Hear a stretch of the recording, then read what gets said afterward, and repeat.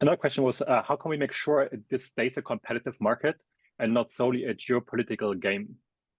That's a great question. And I spent this weekend in Berlin discussing precisely that, how Europe can try and keep itself in the game.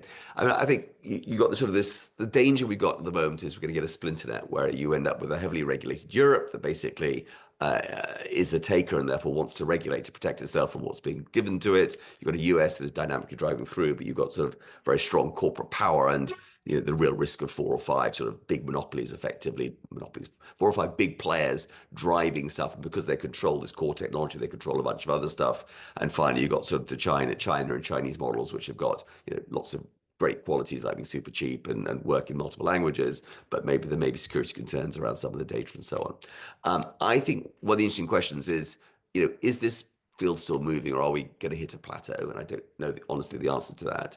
If you're hitting a plateau, then LLMs are probably going to become a commodity. And if they become a commodity, you'll have more open source models and so on. And actually, there'll be such a diversity of potential supply, probably maybe new players in Europe and so on, that actually you'll get to a place where we can keep moving forward. And actually, people can not worry so much about who controls what.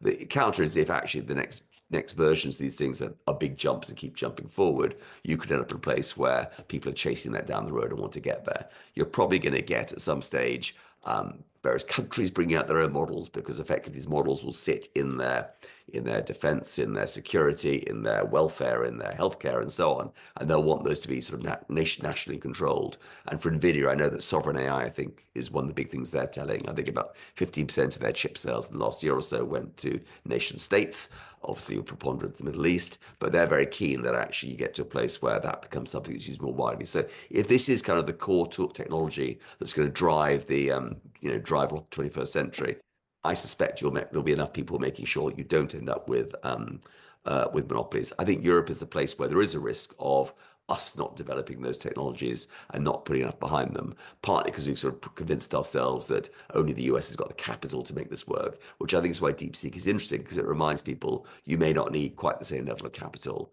to build a cutting edge model.